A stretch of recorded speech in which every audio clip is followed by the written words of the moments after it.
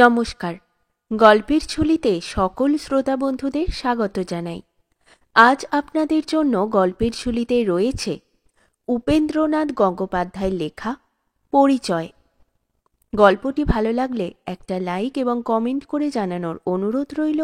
আর চ্যানেলে নতুন হয়ে থাকলে আরও গল্প শোনার জন্য চ্যানেলটি সাবস্ক্রাইব করতে কিন্তু ভুলবেন না।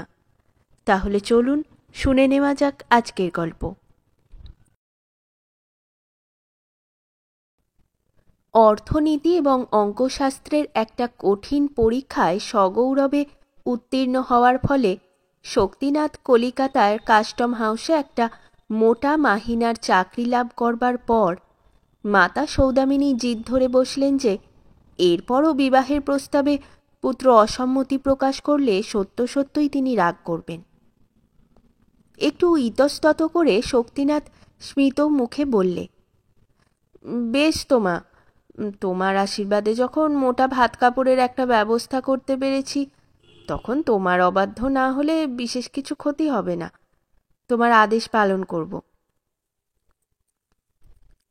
ভাত কাপড়ের যুক্তিটা একদিক থেকে বস্তুত কোনো সময়ই তেমন সারবান ছিল না, কারণ শক্তিনাথের পিতা যে অর্থ এবং সম্পত্তি রেখে পরলোক গমন করেছিলেন, তাতে শক্তিনাথের উপার্জনের অর্থযোগ না হলেও শুধু মোটা ভাত কাপড়ই বা কেন, মিহি ভাত কাপড়ের সমস্যাও অবলীলাক্রমে সমাধান হতে পারত।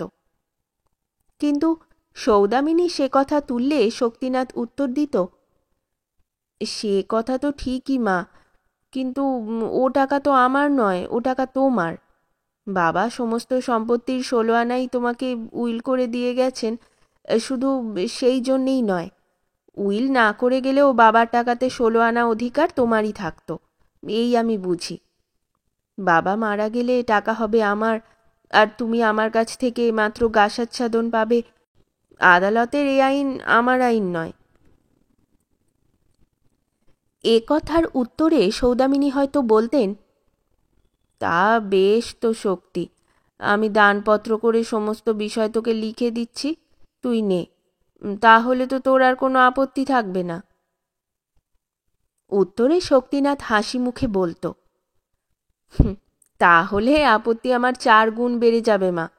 সুপুত্তুর না হই, কিন্তু বাবার আমি এমন কুপুত্তুর নই যে যে বিষয় তিনি উইল করে তোমাকে দিয়ে গেছেন ছলে সুতোয় দানপত্র লিখিয়ে নিয়ে তা থেকে তোমাকে বঞ্চিত করব। যে স্নেহের দান তোমার কাছ থেকে পাচ্ছি তার কাছে বিষয় তো তুচ্ছ। তাছাড়া তুমি জানো তো মা, সাধু ব্যক্তিরা বিষয়কে বিষ বলে নিন্দে করে গেছেন। বলে শক্তিনাথ উচ্চ হাস্য করে উঠত। মাতা বলতেন, এ তোর অভিমানের কথা শক্তি। শক্তি বলতো, কখনোই নয় মা, তর্কের খাতিরে যদি স্বীকারই করে নিই যে বাবার উপর আমার হয়তো কিছু অভিমান আছে, কিন্তু তোমার উপর যে এক বিন্দু নেই তা একেবারে সত্যি। তা যদি থাকতো তাহলে দিনের পর দিন এমন নিশ্চিন্ত মনে একজন আইবুড়ো মেয়ের মতো তোমার কাছ থেকে খোরপোশ আদায় করতে পারতাম। যতদিন না নিজে উপার্জন করতে পারছি ততদিন তোমার পয়সা খেতে আমার কোনো অপমান নেই মা, কিন্তু তাই বলে একটা দানপত্র করিয়ে নিয়ে তোমার পয়সা নিজের ইচ্ছে মতো ভোগ করে আত্মসম্মান চরিতার্থ করব, এমন হীন মাতৃগর্ভে আমার জন্ম হয়নি। পুত্রের এই সকল কথারই ভিতরে ভিতরে সৌদামিনী অভিমানের ভাষ্য পাঠ করতেন। শক্তিনাথকে তিনি চিনতেন এবং সেজন্য জানতেন যে তার উপর অভিমানের কোনো কারণ না থাকলেও স্বামীর পরিত্যক্ত সম্পত্তির উপর তার নিস্পৃহা চিরদিন বর্তমান থাকবে, এবং সেজন্য তার নিজের হাত থেকেও প্রয়োজনের অতিরিক্ত এক কপর্দকও কোনো দিনই সে গ্রহণ করবে না। এ কথা তিনি সেই দিনই বুঝেছিলেন যেদিন তার স্বামী শক্তিনাথকে ডেকে বলেছিলেন, শক্তি, আমার যা কিছু সম্পত্তি সমস্তই তোমার মার নামে উইল করে দিয়ে গেলাম।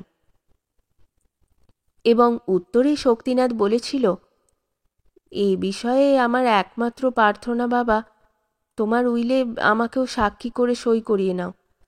তোমার উইলে আমার আনউইলিংনেস নেই, ওর মধ্যে এই প্রমাণটুকু আমার হাতের অক্ষরে লেখা থাকলে আমার মনে আর কোনো ক্ষোভই থাকবে না। কী কারণে শক্তির মতো অমন মেধাবী পুত্রকে বঞ্চিত করে স্ত্রীর নামে সমস্ত সম্পত্তি লিখে দিয়ে গিয়েছিলেন কৌতূহলোদ্দীপক হলেও এই আখ্যায়িকার পক্ষে অবান্তর বলে সে কথার এখানেই শেষ।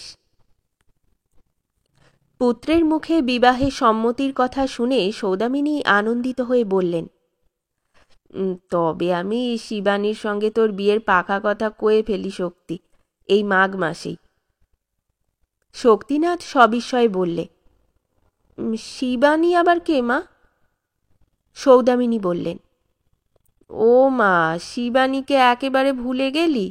ভবনাথ মুখুজ্জের মেয়ে শিবানী, সেই গেল বৈশাখ মাসে শিলং যাবার পথে আমাদের বাড়িতে ঘণ্টা কয়েকের জন্যে কাটিয়ে গিয়েছিল। আর নন্দীহাটের ভবনাথ মুখুজ্জে বর্ধমানের উকিল। শক্তিনাথের মনে পড়ল, বললে, ও হ্যাঁ, মনে পড়েছে মা, অনেক দিনের কথা কি না, ভুলে গিয়েছিলাম। অনেক দিনের কথা কি রে, এই তো মাস কয়েকের কথা। কেন, শিবানীকে তো তোর ভালো লেগেছিল শক্তি? ভালোকে ভালো লাগবে না কেন মা, ভালোই লেগেছিল, কিন্তু তুমি সেখানে কোনো রকম কথা দাওনি তো? প্রশ্নের ভঙ্গির মধ্যে শিবানী সম্বন্ধে যে অকথিত আপত্তি প্রচ্ছন্ন ছিল তা উপলব্ধি করে সৌদামিনীর মুখের প্রসন্ন ভাব অন্তর্হিত হল।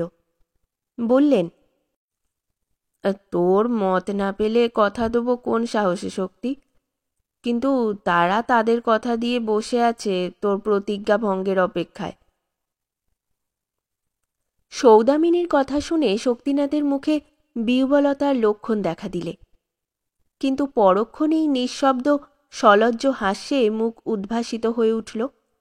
বললে, মা, আমি একটা অপরাধ করেছি, তোমাকে কিন্তু ক্ষমা করতে হবে। সকৌতূহলে সৌদামিনী জিজ্ঞাসা করলেন, তুই আবার কি অপরাধ করলি শক্তি? তারপর নির্বাক শক্তিনাথের লজ্জা বিমূঢ় মুখ লক্ষ্য করে সহসা বললেন, ও, তুই বুঝি কোথাও কথা দিয়েছিস তাহলে? শক্তিনাথ বললে, আমি কেন কথা দেবো মা, কথা তুমিই দেবে, তবে তোমার প্রতি আমার একান্ত প্রার্থনা ওইখানেই কথা দিও। এ কথা দেওয়ার মূল্য যে কি তা অনুভব করবার মতো চেতনার অভাব সৌদামিনীর ছিল না। মুখের ভাবের মধ্যে একটু কাঠিন্য দেখা দিল। কুশাগ্র সূক্ষ্ম একটা অভিমান কোথায় কেমন করে তার উৎপত্তি তা ঠিক বোঝা যায় না। মনের এক কোণ একটু বিঁধতে লাগল। বললেন, ওখান কোনখান তা তো আমি জানি নে শক্তি। শক্তিনাথ বললে, বরিশালের ডিস্ট্রিক্ট ম্যাজিস্ট্রেট বিনোদ চাটুর্যের মেয়ে। তোর সঙ্গে জানাশুনো হলো কোথায়? কলকাতায়? হ্যাঁ। এখানে কি করে, পড়ে? না, পড়ায়। পড়ায়? কোথায় পড়ায়, স্কুলে? না, কলেজে। কলেজে? কি পাশ করেছে? ইংরেজিতে MA। বয়স কত রে, তোর চেয়ে ছোট তো? মৃদু হেসে শক্তিনাথ বললে, হ্যাঁ মা, ছোট, তবে খুব বেশি নয়, বছর দেড়েকের ছোট। মাইনে পায় কত? 200 টাকা। সৌদামিনী বললেন, তা মন্দ কি, তবে বিয়ের জন্যে তোর চাকরি হওয়া পর্যন্ত অপেক্ষা করবার কি দরকার ছিল শক্তি? 200 টাকাতে তোদের দুজনের একরকম চলে যেতে পারত। সৌদামিনীর কথা শুনে শক্তিনাথের মুখ আরক্ত হয়ে উঠল। বললে, এমন কথা তুমি রাগ করেও আমাকে বলো না মা। তোমার অর্থে মানুষ হচ্ছি বলে তুমি কি আমাকে এমনই অমানুষ ভাবো যে স্ত্রীর অর্থেও আমি মানুষ হতে পারি? সৌদামিনী বললেন, এ শাস্ত্র তুই কোথায় পেলি রে শক্তি, যে স্ত্রীর অর্থে মানুষ হলে অমানুষ হতে হয়? এত অপরাধ বেচারা স্ত্রী কখন করলে? শক্তিনাথ বললে, তা জানি নে মা, কিন্তু তুমি রাজি আছো কিনা বলো। মৃদু হেসে সৌদামিনী বললেন, হিন্দিতে একটা কথা আছে যে দুলহা দুলহিন রাজি তো কেয়া করেগা কাজী। তোরা দুজনে যখন রাজি তো আমি নারাজ কেন হব? ব্যগ্র কণ্ঠে শক্তিনাথ বললে, মন খুলে বলতে হবে মা, তুমি রাজি কিনা। অভিমানের সুরে বললে চলবে না। পুত্রের কথায় সৌদামিনী হেসে ফেললেন। বললেন, শোনো কথা, অভিমানের সুর আবার কোথায় পেলি? আচ্ছা আচ্ছা, আমি রাজি। এক মুহূর্ত চুপ করে থেকে জিজ্ঞাসা করলেন, মেয়েটির নাম কি রে শক্তি? শক্তিনাথ বললে, তমিশ্রা, তমিশ্রা চ্যাটার্জি। সৌদামিনী বললেন, বেশ নাম, বেশ নতুন ধরনের। মনে মনে বললেন, তমিশ্রা তা বুঝতেই পেরেছি, এখন সংসারটিকে নিজের ছায়া দিয়ে একেবারে না ঢাকলে বাঁচি। মার্চ মাসেই তমিশ্রার সঙ্গে শক্তিনাথের বিবাহ হয়ে গেল। বধূ এলে সৌদামিনী তাকে সাদরে বরণ করে নিলেন। মনের মধ্যে একটু যে উৎকণ্ঠা, এমএ পাশ করা, মাসিক 200 টাকা বেতন গর্বিতা বধূর বিষয়ে একটু যে ত্রাস ছিল, তমিশ্রার হাস্য প্রফুল্ল সুন্দর মুখ দেখে অনেকখানি তার লাঘব হল। কাজকর্মের ফাঁকে একসময় বধূকে একান্তে জিজ্ঞাসা করলেন, হ্যাঁ বৌমা, বিয়ের জন্যে কলেজ থেকে কতদিনে ছুটি নিয়েছ? তমিশ্রা বললে, ছুটি তো নিইনি মা, বিয়েতে আপনার সম্মতি পাবার পর আর কলেজে যাইনি, রেজিগনেশন দিয়ে দিয়েছি। বিস্মিত কণ্ঠে সৌদামিনী বললেন, 200 টাকার চাকরিটা একেবারে ছেড়ে দিলে বৌমা? তমিশ্রা স্মিত মুখে বললে, চাকরিতে আর দরকার কি মা, এখন তো আপনাদের কাছে পাকা আশ্রয় পেয়েছি, এখন আপনাদের খাবো পড়ব। কিন্তু বিয়ের আগেও তো তোমার অভাব ছিল না, তোমার বাবা তো মোটা মাইনে চাকরি করেন, তখন কেন চাকরি নিয়েছিলে? তেমনই হাসি মুখে তমিশ্রা বললে, বাপের বাড়ির আশ্রয় তো মেয়েদের চিরকালের আশ্রয় নয় মা, শ্বশুরবাড়ির দুঃখ কষ্ট গায়ে লাগে না, কিন্তু বাপের বাড়ির অনাদর অবহেলা সহ্য করা শক্ত, তাই চাকরিটা সহজে পেয়েছিলাম বলে ছাড়িনি, কিন্তু পাকা আশ্রয় পাবার পর আর ছাড়তে দেরি করিনি। চাকরি ছেড়ে দিয়ে অন্যায় করেছি মা? অন্যায় তো দূরের কথা, চাকরি ছাড়ার কথা শুনে সৌদামিনী মনের একটা দিকে একটু নিঃশ্বাস ছেড়ে হালকা হয়েছিলেন। পুত্র সঙ্গে সঙ্গে যে পুত্রবধূও গাড়ি চড়ে অর্থোপার্জন করতে ছুটবেন না, সংসারের এই সহজ মিষ্ট মূর্তি স্মরণ করে তিনি মনে মনে বধূর নিকট একটু কৃতজ্ঞই হলেন। বললেন, না না, অন্যায় কেন, তবে টাকাটাও তো নিতান্ত কম নয়, হঠাৎ ছেড়ে দিলে তাই বলছি। তমিশ্রা নম্র কণ্ঠে বললে, তাছাড়া আরও একটা কথা ভেবেছিলাম মা, আমার তো আর টাকার কোনো অভাব রইল না, কিন্তু এমন বিধবা অথবা অবিবাহিত স্ত্রীলোক আছেন যাদের আর্থিক অবস্থা অত্যন্ত শোচনীয়, আমি চাকরি ছাড়লে তাদের মধ্যে একজন সেটা পেতে পারেন, পেয়েছেনও তেমনই একজন। মনে মনে বধূর কাছে পরাজয় স্বীকার করে প্রসন্ন মুখে সৌদামিনী বললেন, ভালোই করেছ বৌমা, আমি এতে খুশিই হয়েছি। কিন্তু এসবই গেল বিবাহকালের কথা। উৎসবের দিনে সকলেরই কথাবার্তা চালচলন এমন একটা পর্যায়ে চলে যে সে সময়ে লোকের স্বরূপ ঠিক ধরা যায় না। উৎসবের বাঁশি যখন থামল, সংসার যখন তার নিত্যকার সহজ কর্মানুবর্তিতায় ফিরে এলো, তখন তার মধ্যে সৌদামিনী তমিশ্রার যে মূর্তি দেখতে পেলেন, তাতে তার মনের স্থৈর্য একটু বিচলিত হলো। মনে হলো, সংসারের পর্দায় হয়তো তার সুরের সঙ্গে তমিশ্রার সুর ঠিকমতো ভিড়বে না, হয়তো উভয়ের মধ্যে এমন একটু প্রভেদ বর্তমান থাকবে যাতে একটা বিবাদী কর্কশ শব্দই উৎপন্ন হবে। এই রকমই মনে হয়, অথচ এর কম মনে করবার এমন কোনো প্রমাণ পরিচয় পাওয়া যায় না যা সহজে ধরা ছোঁয়া যায়। সমস্তটাই যেন অনুমানের নীহারিকার মধ্যে অস্পষ্ট, কিন্তু অস্তিত্ব যে তার আছে তা চোখে দেখা না গেলেও মনে অনুভব করা যায়। তমিশ্রার মুখে হাস্য, বাক্যে সংযম, আচরণে শ্রদ্ধা, কিন্তু তৎসত্ত্বেও তার যে সবসময় একটা স্বাধীন সত্তা, স্বাধীন মত আছে, তাও এই সবেরই মধ্য দিয়ে প্রকাশ পায়। তার অভিমত সৌদামিনীর অভিমতকে কখনো অতিক্রম করে না, কিন্তু সবসময়ই পাশাপাশি এসে দাঁড়ায়। কখনো কখনো তার মত সৌদামিনীর মতের মধ্যে নিমজ্জিত হয়, কিন্তু তখনও তার মধ্যে তমিশ্রার ব্যক্তিত্বের অপরিচয় থাকে না।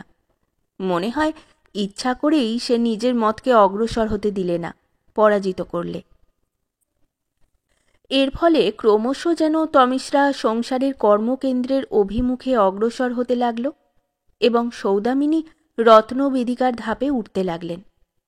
সে রত্নবেদিকায় শ্রদ্ধা আছে, সেবা আছে, হয়তো খানিকটা ভালোবাসাও আছে, কিন্তু এমন দুঃসহ কর্মহীনতা আছে যা আত্মাকে পীড়ন করে।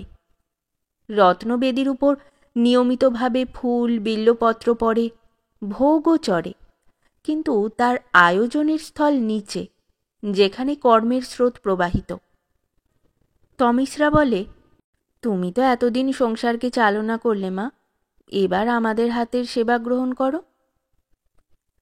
কিন্তু কে চায় অন্তরের সঙ্গে সেই হাতের সেবা, যে হাত কর্তৃত্ব কেড়ে নিয়ে অবসর দিতে চায়? সৌদামিনীর মনে পুনরায় কুশাগ্র সূক্ষ্ম অভিমান দেখা দিল। সাধারণ অবস্থায় হয়তো ঠিক এতটাই হয় না, কিন্তু এক্ষেত্রের কথা একটু স্বতন্ত্র। স্বামীর সম্পত্তি উপলক্ষ করে শুধু পুত্রেরই নয়, সৌদামিনীর নিজের মনেও অভিমানের যন্ত্রটি ক্রমশ এমন তীক্ষ্ণ হয়ে উঠেছিল যে সূক্ষ্ম অনুভূতি বিশিষ্ট ভূকম্পমান যন্ত্রের মতো সামান্য নাড়াতেও তার মধ্যে সাড়া পড়ে যেত। এমন কি গুরুতর অপরাধ হয়েছে রে বাপু, যে মার হাত দিয়েও সে সম্পত্তির কণামাত্র গ্রহণ করা চলে না? পুত্র হয়ে আইবুড়ো মেয়ের মতো লালিত পালিত হওয়া সেই সম্পত্তির প্রতি বিদ্বেষ ও বৈরাগ্যকে প্রকট করে তোলা ছাড়া আর কিছুই নয়। মনে হলো পুত্রবধূও এসে সমস্ত অবগত হয়ে পুত্রের সুরেই সুর মেলাবার উপক্রম করছেন। চিরন্তনী পুত্রবধূর প্রতি চিরন্তনী শাশুড়ির এই অবচেতন ঈর্ষার কথা কিনা তা বলা যায় না, কিন্তু মনে হলো মার হাত থেকে লালন পালনটুকুও তিনি তুলে নিতে চান। পুত্রের প্রতি অভিমানে সংসারের প্রতি বৈরাগ্য ঘনীভূত হয়ে এলো। মনে হলো প্রয়োজন ফুরিয়েছে, এখন মানে মানে সরে পড়াই ভালো। আগেকার কালে এই কারণেই লোকে 50 বনে যেত, পরে বনবাসের পরিবর্তে কাশীবাসের প্রথা প্রচলিত হয়েছিল। সৌদামিনী কাশী যাওয়াই স্থির করলেন এবং সে বিষয়ে দ্বিধা এবং বিলম্ব করবেন না মনে মনে তাও স্থির করে ফেললেন।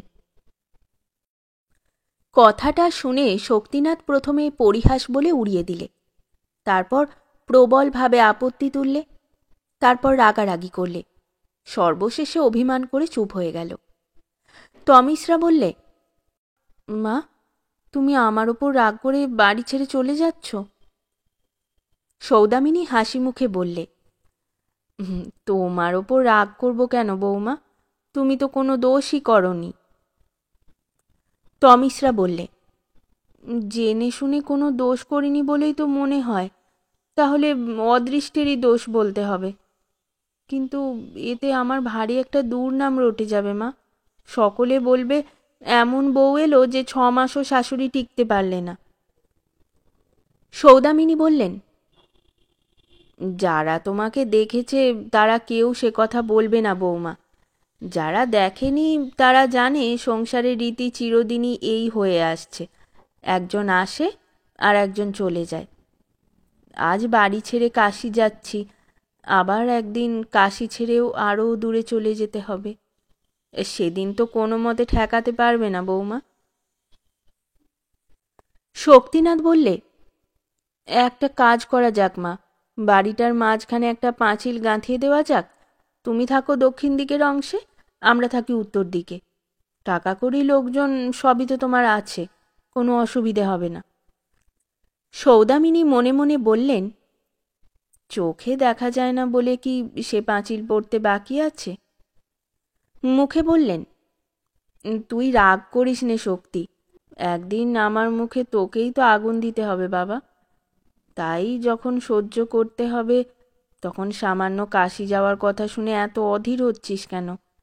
চিরকালই কি ইহ নিয়ে থাকবো? পরকালের পথটা কি একবারও খুঁজে দেখতে হবে না? শক্তিনাথ বললে, কাশিতে গলিঘুঁজি এত বেশি যে তার মধ্যে পরকালের পথ খুঁজে পাওয়া সহজ হবে বলে মনে হয় না। সৌদামিনী স্মিত মুখে বললেন, বিশ্বেশ্বর দয়া করলে শক্তও হবে না শক্তি। শক্তিনাথ বললে, কাশীধাম না হয় বিশ্বেশ্বরের রাজধানী হলো, তাই বলে কি কলকাতা পর্যন্ত তার দয়া পৌঁছবে না?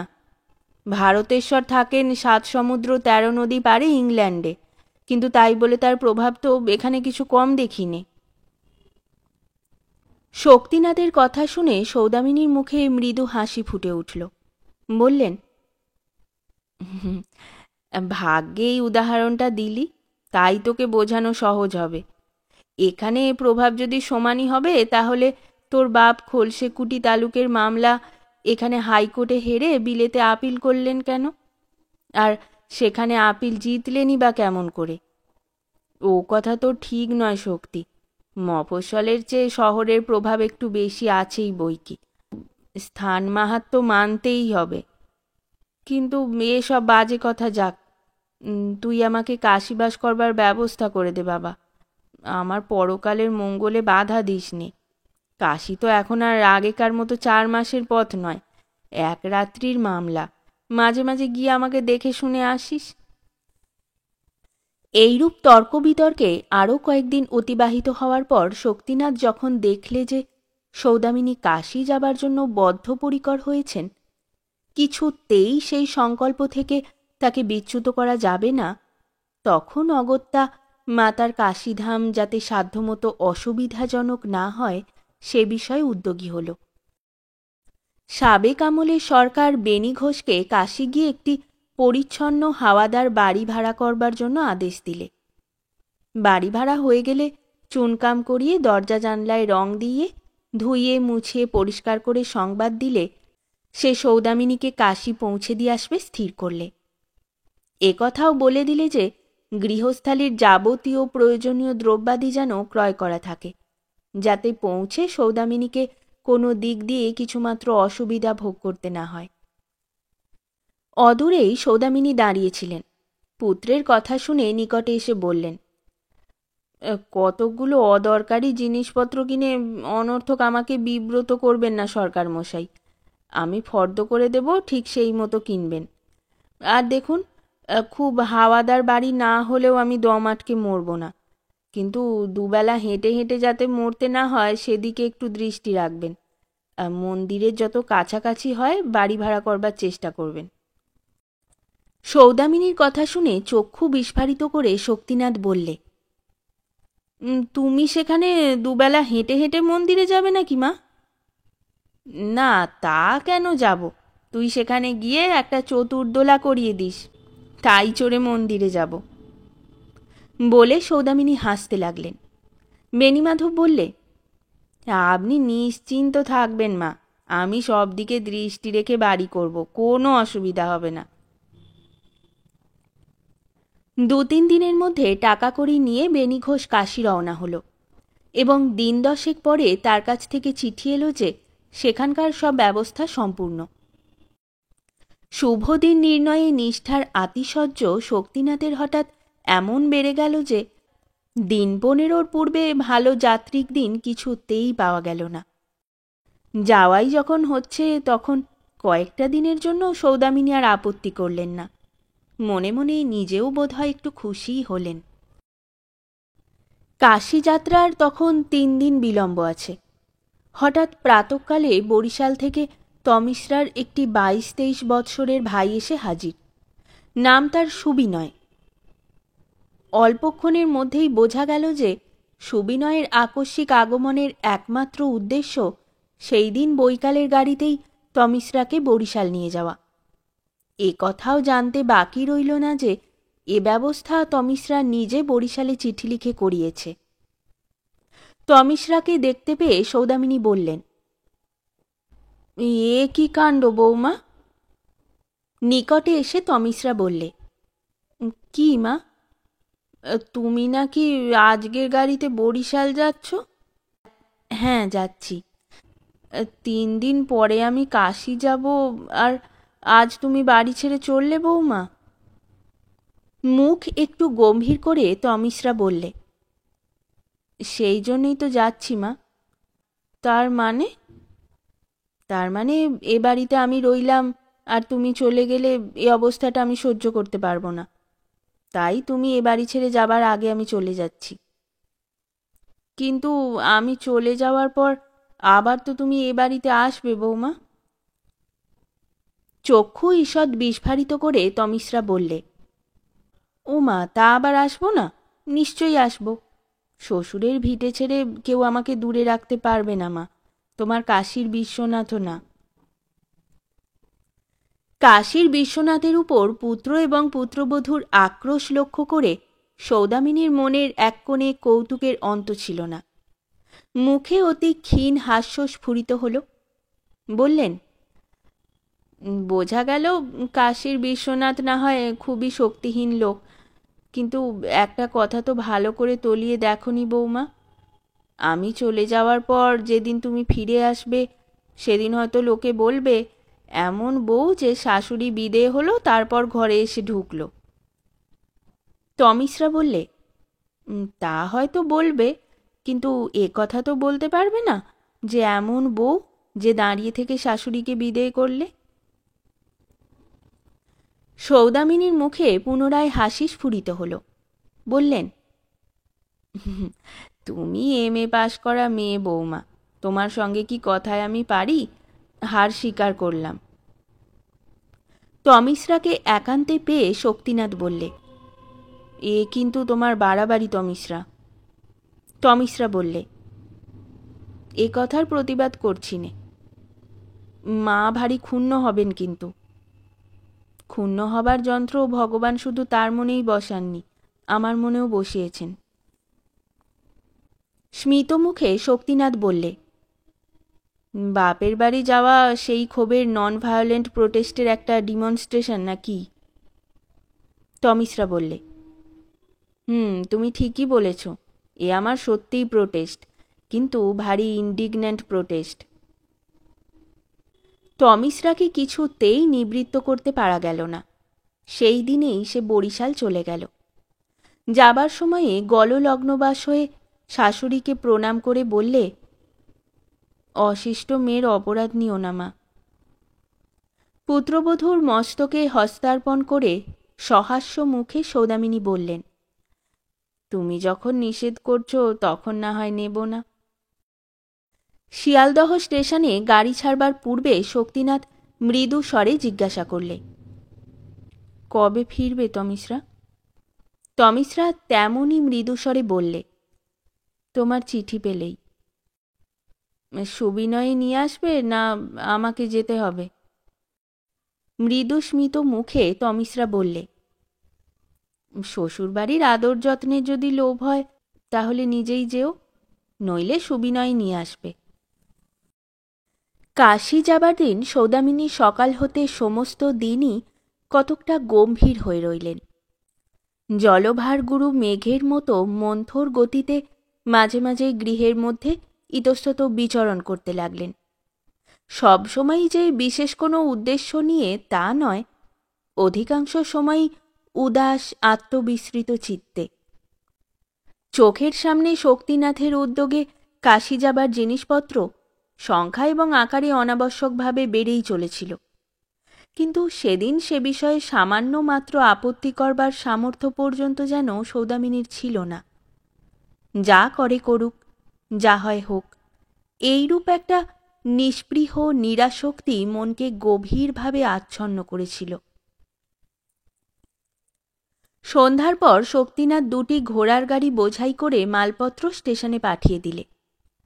তারপর ঘণ্টাখানেক পরে সৌদামিনীকে গিয়ে বললে, মা, এবার আমাদের রওনা হবার সময় হয়েছে, আর দেরি করলে অসুবিধা হবে। দাসদাসী আত্মীয় আশ্রিতের অশ্রু বিলাপের মধ্যে বিদায়ের পালা শেষ করে সৌদামিনী মোটরে গিয়ে বসলেন। গাড়ি ছাড়তে মুখ বাড়িয়ে একবার দ্রুত পলায়মান গৃহের ওপর দৃষ্টি বুলিয়ে নিলেন। মনে হল হয়তো এই শেষ। বহু সুখ দুঃখের স্মৃতি বিজড়িত স্বামী গৃহের সহিত হয়তো এইখানেই চিরদিনের মতো সম্বন্ধ বিচ্ছিন্ন হল।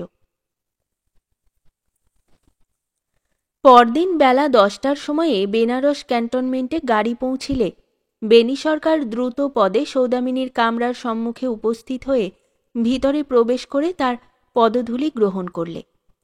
যুক্ত করে প্রতি নমস্কার করে সৌদামিনী বললেন, কি সরকার মশাই, আপনার শরীর ভালো আছে তো? আপনার আশীর্বাদে ভালোই আছি মা। ঝি চাকর ঠিক হয়েছে? হয়েছে মা। শক্তিনাথ বললে, আর রাতবার লোক প্রদীপিসের সন্ধান পাওয়া গেছে? সৌদামিনী বললেন, তুই আর বেশি জ্বালাস নে শক্তি, চিরকাল সপাক খেয়ে এসে কাশিতে এসে প্রদীপিসি। শক্তিনাথ বললে, কিন্তু এখানে তোমাকে সাহায্য করবে কে মা? সে কথার কোনো উত্তর না দিয়ে সৌদামিনী প্ল্যাটফর্মে নেমে পড়লেন। দুজন কুলি জিনিসপত্র নামিয়ে দিলে বেণীমাধব বললে, এই জিনিস তো মা, আর কিছু নেই তো? সৌদামিনী বললেন, তাহলে আর দুঃখ ছিল কি, 17টা জিনিস ব্রেক ভ্যানে আছে। বেণীমাধব একটু চিন্তা করে বললে, সেসব মাল ছাড়িয়ে গাড়িতে বোঝাই করে নিয়ে যেতে তো সময় লাগবে মা। তার চেয়ে সঙ্গে যা জিনিসপত্র আছে তাইতে যদি এবেলাটা কোনো রকমে চলে যায় তাহলে ও বেলা আমি এসে মাল ছাড়িয়ে নিয়ে যেতে পারি। সৌদামিনী বললেন, সঙ্গে যা জিনিসপত্র আছে তাতে আমার মণিকর্ণিকার দিন পর্যন্ত চলে যাবে। ব্রেক ভ্যানের সমস্ত জিনিস যদি এইখান থেকেই শক্তির সঙ্গে কলকাতায় ফিরে যায় তাতেও আমার কিছু অসুবিধে হবে না। কিন্তু সে কথা যাক, গঙ্গা স্নান সেরে মন্দির দর্শন করে এসে দুমুঠো রেঁধে ফেলতে না পারলে শক্তির ভারী কষ্ট হবে।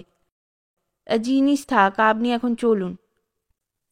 শক্তিনাথ বললে, সেই কথাই ভালো, ওবেলা না হয় আমিও আপনার সঙ্গে আসবো সরকার মশাই, কিন্তু আপনি গিয়ে এখনই প্রদীপিসির সন্ধান করুন।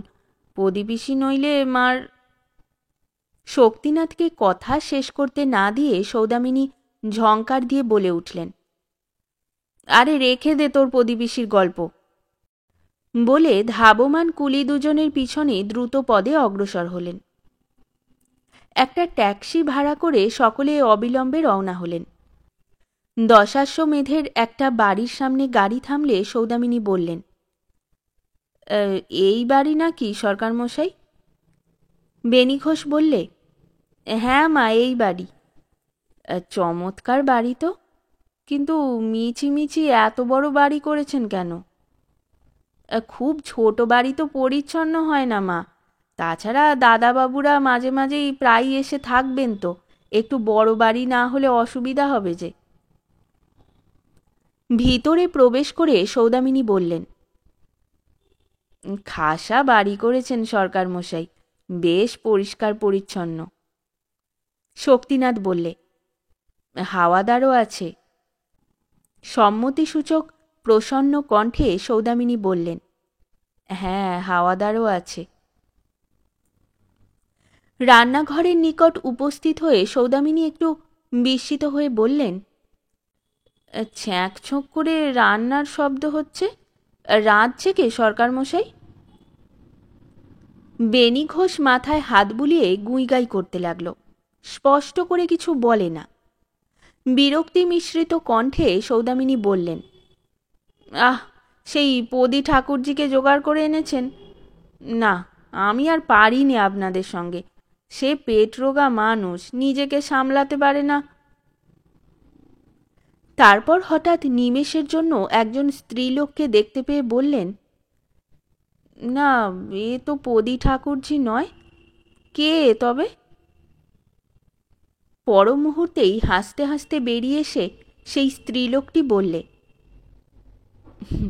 পদি ঠাকুরজি নয় মা, এ তোমার অবাধ্য মেয়ে তমিশ্রা। বলে সৌদামিনীর পদধূলি নিয়ে উঠে দাঁড়ালো। সৌদামিনী বিস্ময়ে ক্ষণকাল হতবাক হয়ে গিয়েছিলেন। বললেন, এ কি কাণ্ড বৌমা, তুমি এখানে? তমিশ্রা বললে, আমিও কাশীবাস করব স্থির করেছি মা। তুমি করবে বিশ্বনাথের সেবা, আর আমি করব তোমার সেবা। দেখি কার বেশি পুণ্য হয়। তোমার বেশি পুণ্য হবে বৌমা, বিশ্বনাথের বিচারেও তোমার কাছে আমার হার হবে। বলে সৌদামিনী বধূকে সবলে বক্ষের মধ্যে জড়িয়ে ধরলেন। বেনি ঘোষের দিকে মুখ ফিরিয়ে বললেন, জিনিসপত্র আর স্টেশন থেকে এনে কাজ নেই সরকার মশাই, আজ রাত্রেই চলুন সকলে কলকাতা ফিরে যাই। তারপর বধূকে আলিঙ্গন থেকে মুক্ত করে চিবুক চুম্বন করে বললেন, আমি তোমাকে চিনতে পারিনি বৌমা। শক্তিনাথ বললে, আমিও এতটা পারিনি মা। বেনি ঘোষ এগিয়ে এসে সোৎসাহে বললে, পরশুদিন যখন বৌমা এসে এ বাড়িতে পায়ের ধুলো দিলেন, আমি কিন্তু তখনই চিনতে পেরেছিলাম। হঠাৎ দেখা গেল সকলেরই চোখে অশ্রু, শুধু তমিশ্রার মুখে হাসি।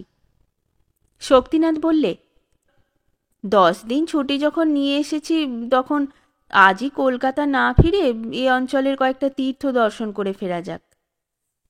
এ প্রস্তাবে সকলেই খুশি হল, সকলের চেয়ে বোধহয় তমিশ্রা বেশি। শেষ হলো আমাদের আজকের গল্প। গল্প পাঠে এবং বিভিন্ন চরিত্রে আমি তৃষিতা। গল্পটি ভালো লাগলে লাইক এবং শেয়ার করে দেবেন, আর চ্যানেলে নতুন হয়ে থাকলে আরও গল্প শোনার জন্য চ্যানেলটি সাবস্ক্রাইব করতে কিন্তু ভুলবেন না। খুব তাড়াতাড়ি নতুন একটি গল্প নিয়ে ফিরে আসব। সকলে ভালো থাকুন, শুনতে থাকুন গল্পের ঝুলি।